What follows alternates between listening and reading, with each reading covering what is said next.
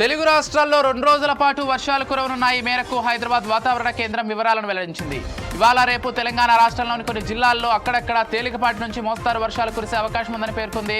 ఉరుములు మెరుపులతో వర్షాలు కురుస్తాయని అలర్ట్ జారీ చేసింది. ఈరోజు తెలంగాణలోనూ రాజన్న సిరిసిల్ల, కరీంనగర్, పెద్దపల్లి, జయశంకర్, భూపాలపల్లి, ములుగు, భద్రాద్రి కొత్తగూడెం, ఖమ్మం, నల్గొండ, సూర్యాపేట, మహబూబాబాద్, వరంగల్, హన్మకొండ, జనగాం, సిద్దిపేట జిల్లాల్లో అక్కడక్కడ గంటకు 40 నుంచి 50 కిలోమీటర్ల వేగంతో ఈదురుగాలులతో కూడిన మోస్తారు వర్షం కురిసే అవకాశం ఉందని వాతావరణ శాఖ తెలిపింది.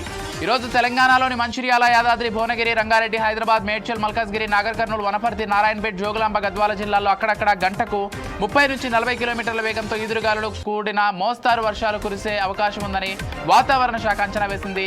తెలంగాణలో ఉష్ణోగ్రతలు కూడా పెరుగుతున్నాయి. ఆదిలాబాద్, కొమరంభీం, మంచిర్యాల, నిర్మల్, జగిత్యాల, నిజామాబాద్ జిల్లాలకు ఆరెంజ్ అలర్ట్ జారీ చేసింది. ఈరోజు ఈ 6 జిల్లాల్లో అత్యధిక ఉష్ణోగ్రతలు నమోదయ్యే అవకాశం ఉందని వాతావరణ శాఖ తెలిపింది.